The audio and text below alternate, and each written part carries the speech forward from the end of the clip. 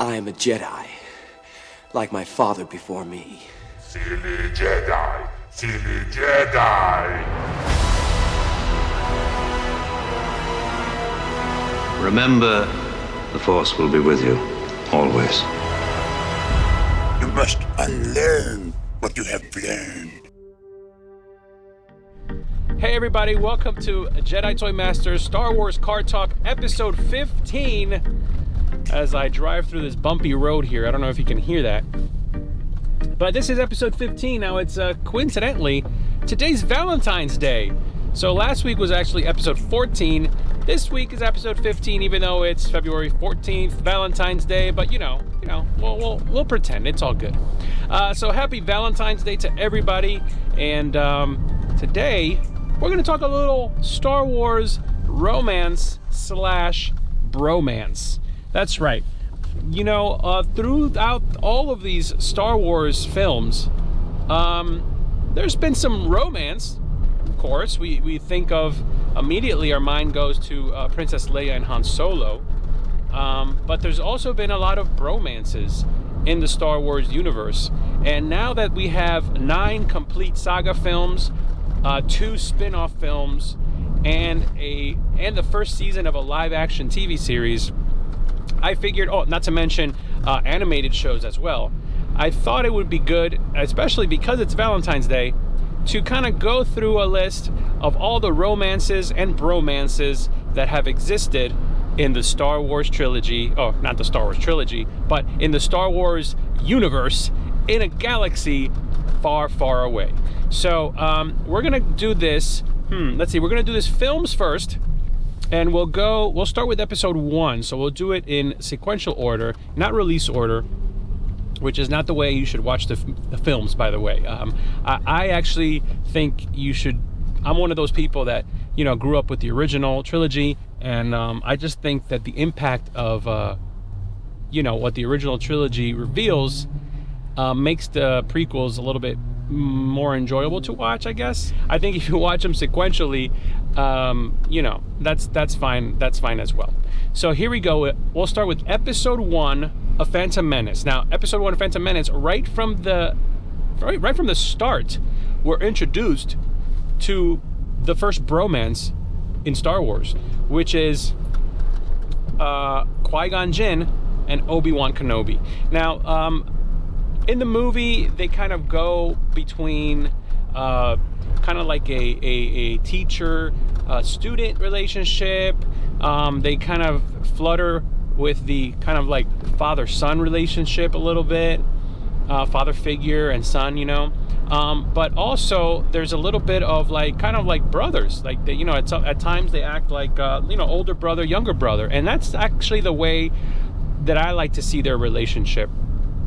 That they've grown so close that Obi-Wan looks up to him so much, but yet Obi-Wan himself has wisdom and kind of skills himself that Qui-Gon is amazed by, and he even tells him in the movie, you're gonna be an amazing Jedi master someday. So there's that relationship that is definitely, I could consider, a bromance. They have a couple of little arguments throughout the movie. There's the line, the little scene where Obi-Wan is telling him not to defy the Jedi Council, like, don't do this again. They're not gonna go with your with what you want to do, and Qui-Gon's like, I'm gonna do what I have to do. And then later in the movie, Obi-Wan kind of apologizes, and so there's that little, like, they fight and make up and they quarrel, but they love each other and they respect each other, and that is definitely a bromance right there, my friends. So sticking with Qui-Gon Jinn, I would say the second kind of bromance that we see in the movie, this one qualifies as a romance, and a little controversial, but I'm gonna say Shmi Skywalker and Qui-Gon Jinn. There's no mistaking that right off the bat, sparks were flying when they met. When that tall glass of water, Qui-Gon Jinn, walked through that little hut, and Shmi Skywalker, whatever it is she was working on, took one look at this guy. I mean, she knew.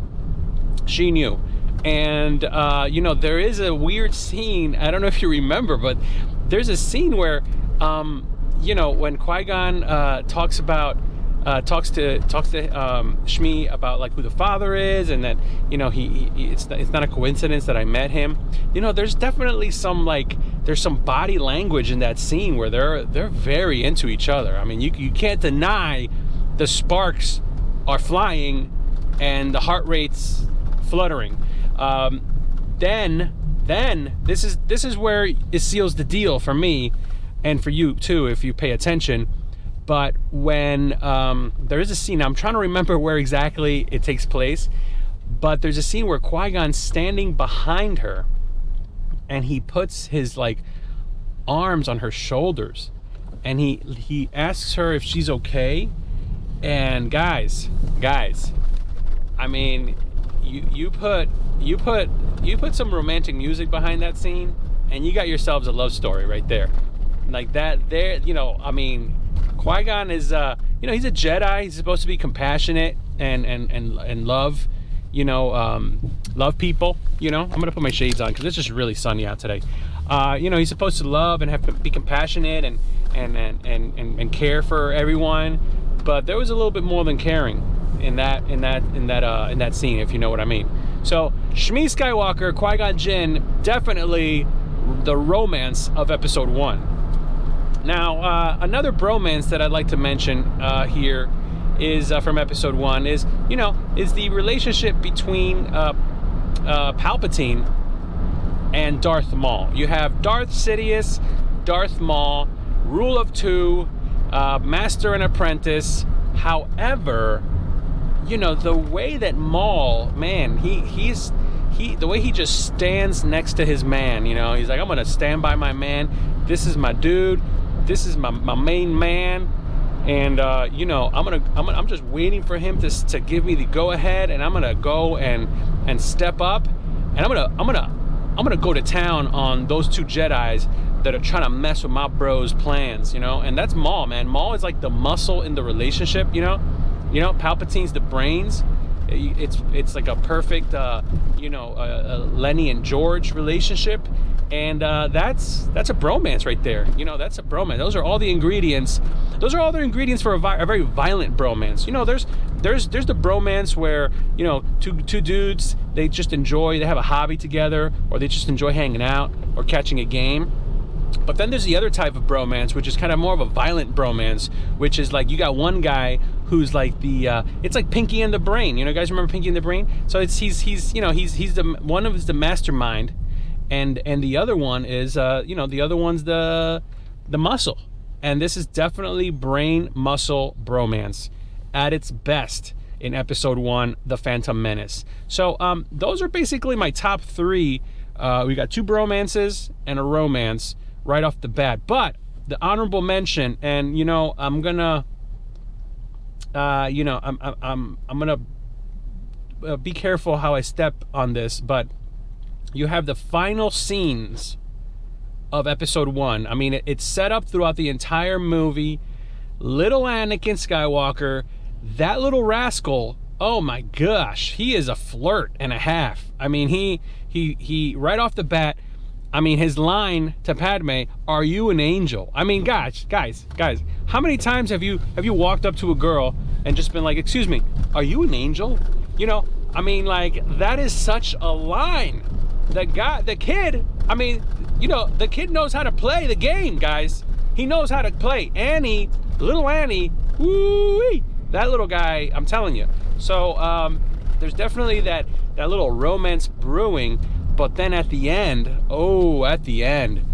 when they're celebrating and there's that final shot, and Anakin Skywalker, he's all robed out with his little Jedi threads, and he cut his hair, he's got the new hairdo, and he looks over at Padme looks over at him smiling, and he gives her that little, how you doing, girl? And ooh, man, that's like setting up future romance right there. So that's like the pre-romance romance. That's the oh man, it's hot. It's just really hot. And but you know, it almost borders the line of inappropriate because of the age difference. But that little guy, I'm telling you, the seeds are planted for a very aggressive romance. And that sets us up right to episode 2, where we have Attack of the Clones. And right off the bat, once again, see, episode 1 starts off with the bromance. Episode 2 also starts off with a bromance.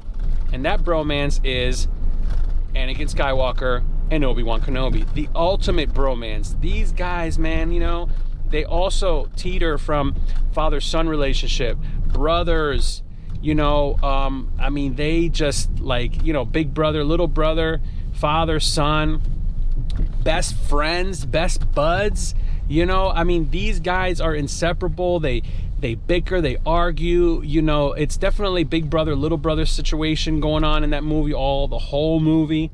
You know, even that when Anakin is like frustrated about himself and insecure about himself, what does he do? He blames the guy that's closest to him, his bro. So there's definitely a bromance there, and it's on choppy water. You know, that ship is on choppy water all throughout episode 2, but it's a bromance nonetheless. And then of course you got the romance of the hour. You got Anakin and all his awkward adolescentness, and you have Padme, Senator Padme, and she's all like, no, this is a professional relationship, but like, let me just go change my outfit 3 times a day. I'm gonna like break out every outfit I got, and I'm gonna try to, I'm flirting with my outfits. I mean, that's what she's doing throughout the entire movie. She's not telling us, she's showing us, and that's what she does in this movie. She is showing us that she is game, and this romance is brewing, and the pot is already percolating. The top of the pot is already shaking back and forth. It's about to pop off. This chili is almost done, and right at the end, when they're about to die, when it's like, it seems like that's it, all hope is lost, that's when she shows her cards and she drops the L word. Ooh, yeah, romance ignited to level 10 right there. So you got a bromance, you got a romance, and then the honorable mention here is, like, unexpectedly at the end, the final minutes of Attack of the Clones, we get another bromance. And a bromance that we didn't see coming, and that's Darth Sidious and Count Dooku. Ooh, man, this is kind of like the Odd Couple bromance. This is like, you know, 2 guys that are like seasoned veterans coming together and saying, you know what, bro, I got your back. You know what, bro, I got your back. And you know what, they're on even level playing field, you know. And that bromance gets very choppy. The reason that it's a bromance and it's an honorable mention for episode 2 is because, as we'll see throughout the Clone Wars and into episode 3, that bromance doesn't end well. You know, some bromances, you know, turn into something serious. Some bromances, you know, they can, you can test there's a test of time that you know, they make it. They make it through good times and bad.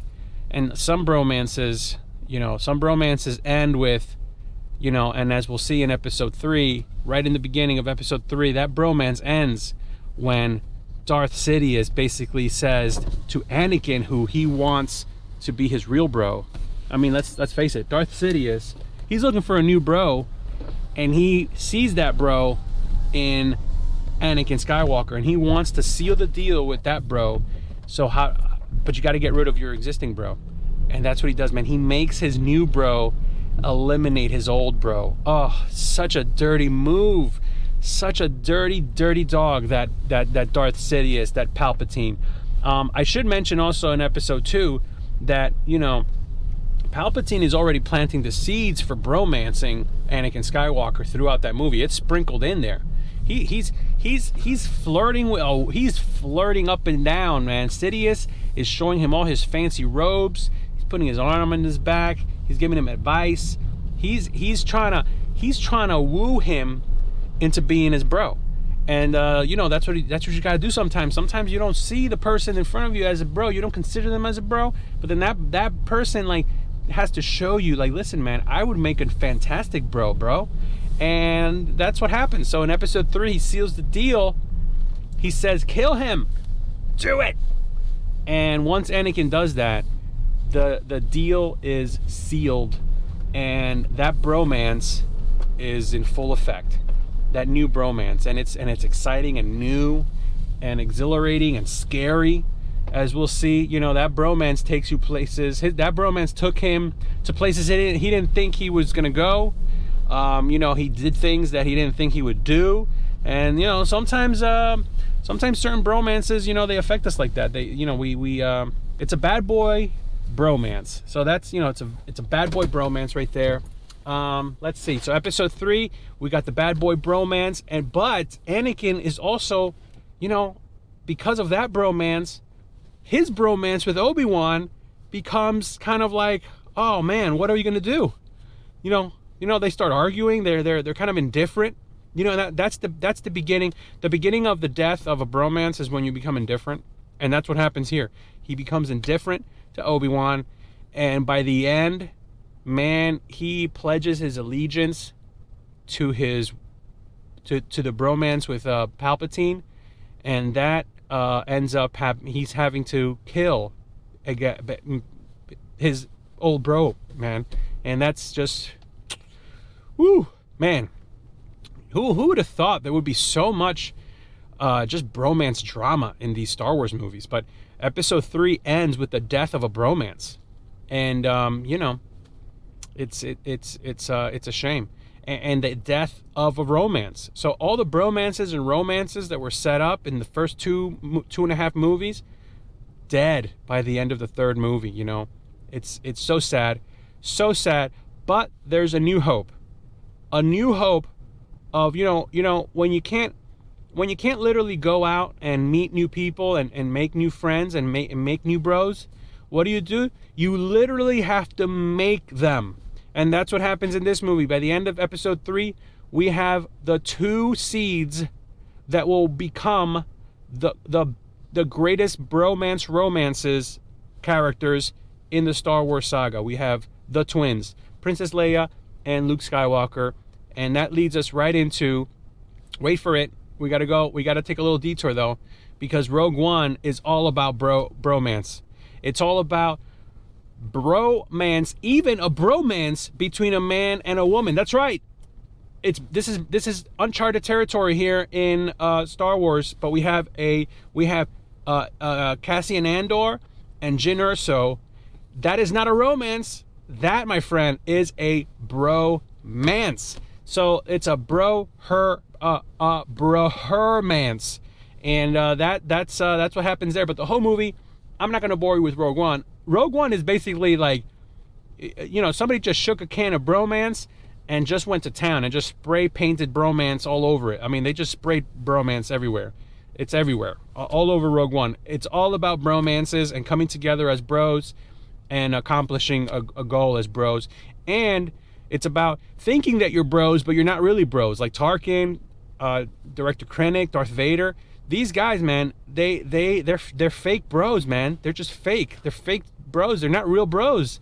They think they're bros, but they're not. And that's why, that's ultimately what defeats them, is that there's no real bromance in their life. So that's Rogue One, and that takes us right into Solo, which is, oh my gosh, Solo is the love story of bromances. I mean, Chewbacca, Han Solo. I mean, Han Solo trying to find bromance in the Woody Harrelson character. I forget his name right now. It's him trying to have a romance and realizing, this romance, it doesn't cut it. This is not the real deal. So I'm gonna go with my bro, and that's Chewbacca. So he got the bromance right there. The bromance, Chewbacca, Han Solo. Bromance is amazing in that movie. Say what you will about the movie, it didn't do that well, but it's a bromance, and it's a little bit, it's a romantic bromance. It's a bromantic comedy in a way, if you will, with action, but it's a bromance nonetheless. So you have all these spin-off movies that are basically just they're just all about bromances. And then episode 4. And episode 4 takes us into new territory.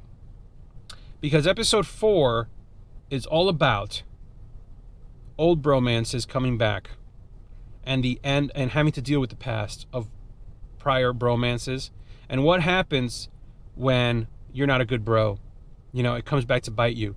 Obi-Wan, Darth Vader, that used to be bros, and here they go. They have to battle again and kind of like put the nail in that bromance and just end it.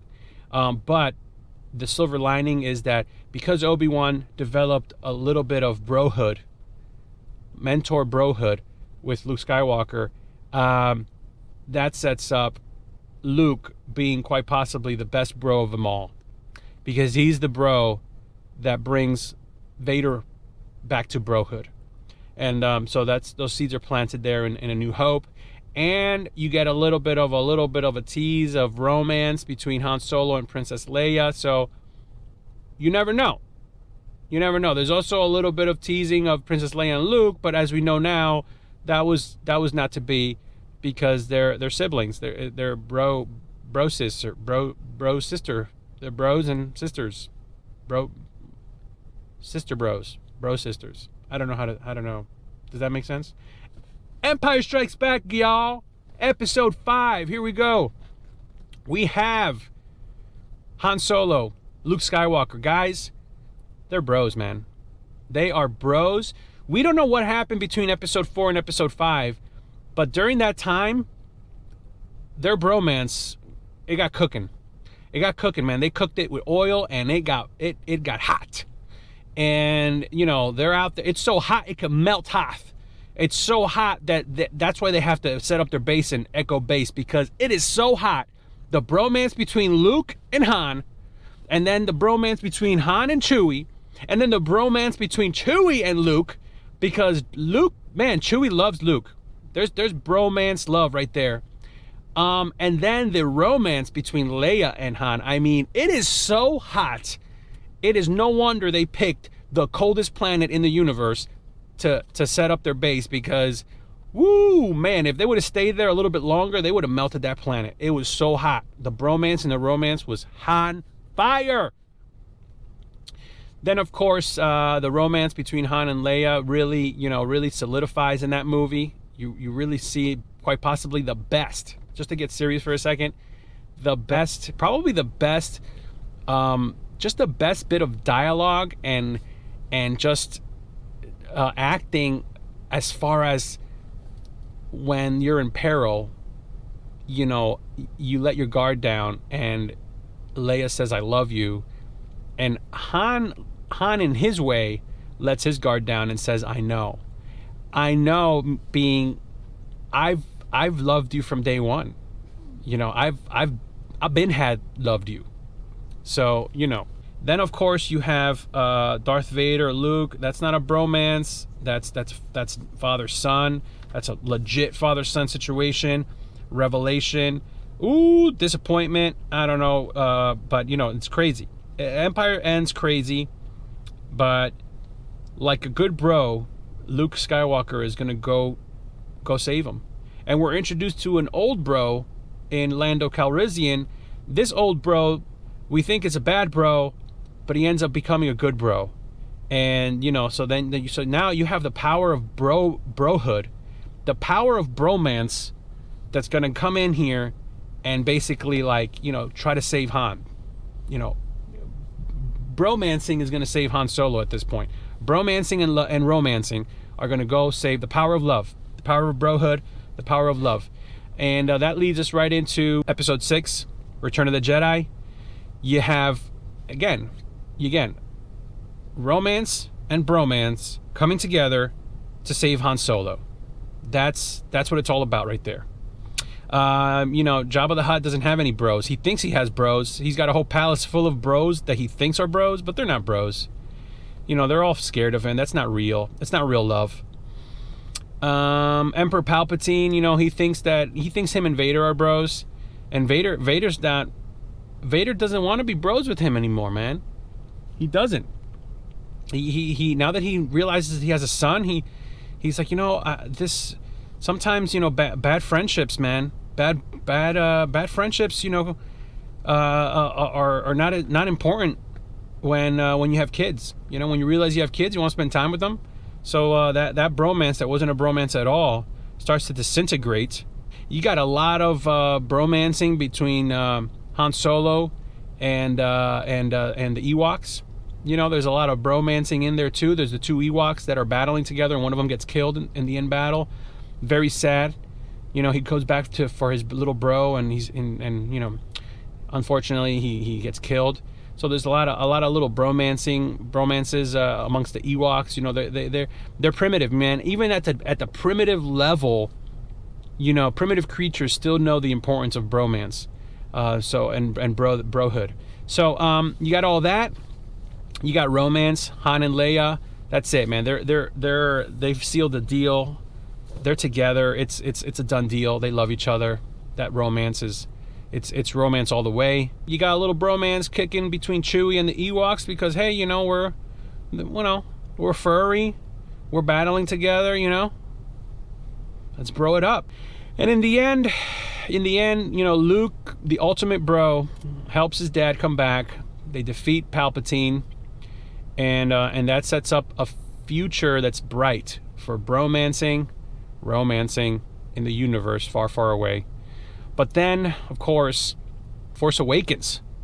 You know, Force Awakens is basically all about taking for granted romances and bromances. Han and Leia, the romance gets cool. You know, it's not hot anymore. You have Kylo Ren and Luke that used to be bros, and then, you know, that got cold.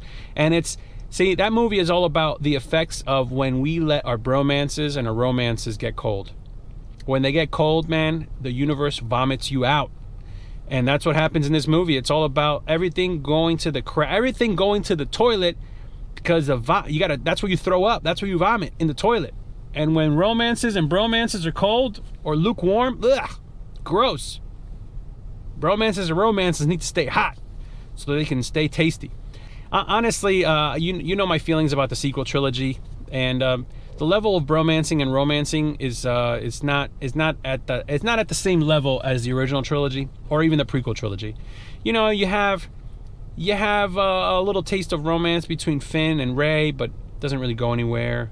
You have a little bromance with Finn and Poe, but it's just, you know, it doesn't really go anywhere in episode 8 or even in 9. Then in episode 8, you got bromance between a romance between Rose and Finn, and that doesn't go anywhere. You got a bromance between Kylo Ren and Hux, but then by episode 9, that doesn't go anywhere. You got a bromance between Snoke and Kylo Ren, and then Snoke kills him, and that doesn't go anywhere. I mean, the sequel trilogy is all about setting up bromances and romances, and then having them not go anywhere. So the best of it is basically, you know, Han and Leia. That romance rekindles by the end of episode 7, but then unfortunately, you know, Han perishes. You have the return of Palpatine in episode 9, but it's, you know, it takes the edge off of, you know, it takes what was created in the original trilogy and kind of spits in its face. And so the bromances and the romances are really weak. And then you have a forced, no pun intended, forced romance between Kylo Ren and Rey. And guess what, guys? Guess what happens? Ready? Spoiler alert. Doesn't go anywhere. So every bromance and romance in the sequel trilogy does not go anywhere. And that's why the sequel trilogy is not as great as the original trilogy or even the prequel trilogy. Because the romances and the bromances, they weren't focused on. They were presented, and then nothing happened. So we're going to move right past that. We're going to go right into Clone Wars. Clone Wars is all about bromances. All the clones are basically clones of bros. They're bros. It's just a bunch of bros bromancing in a war. Fighting a war together, working together, bromancing all the way. You have the second male-female bromance in Star Wars, which is, well, some might argue the first, actually, which is Anakin and Ahsoka. That's a bromance right there.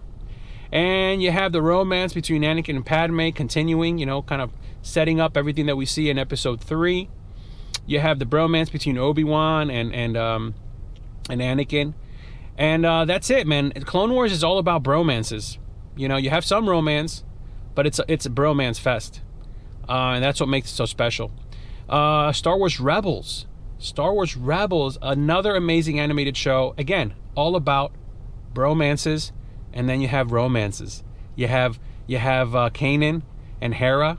That's a romance right there. You have a little bit of romance between Ezra and Sabine, but that kind of borders between romancing and bromancing. You have bromances between Zeb and Ezra. I mean, it's even Chopper gets a little bromance in there, so it's a bro fest too, with some romance sprinkled in. And then finally, what do we have? Finally, we have the Mandalorian, guys. Mandalorian. I mean, come on, guys. Mandalorian, it's a bro fest as well. Baby Yoda baby, and the Mandalorian are bros. They're bros. You know, they're just little bros, man. They're taking care of each other. They're watching out for each other. They're having moments together. You know, they can't stop thinking about each other. They're bros, man. They do stuff together. They have likes and dislikes that are similar, and you know, they're bros. They're bros. So Star Wars, guys, here on Valentine's Day, I'm here to tell you that Star Wars, it's all about bromances and romances. And if you can count how many times I've said bromance and romance, I don't even know how many times I've said it, but if you can figure that out, let me know. And I'll send you something. I'll give you a prize, because I think I've said bromance and romance in this episode more times than I've ever said in my life. So that's Valentine's Day Star Wars edition, guys. The romances and the bromances in the Star Wars galaxy far, far away. I hope you enjoyed this episode. If you're watching this on YouTube, please like and subscribe. Please comment below. Let me know, did I miss anybody? What other romance or bromance in the Star Wars movies or films, TV shows, cartoons did I miss? Let me know, which one is your favorite romance, bromance? Let me know in the comments below as well. Hit me up on Instagram at Jedi Toy Masters. You can also message me there. Also, if you're listening to this in podcast form, thank you. And please make sure you're subscribed wherever you listen to your podcast, whether it's Anchor or Apple Podcasts or Spotify or whatever. Also, please give us a review on iTunes, because it helps us out. From what I hear, everybody says that, and I guess it's true. So give us a 5-star review and give us a little review. Please make sure, if you're watching this once again, that you like and subscribe. And guys, happy Valentine's Day. May the Force be with you.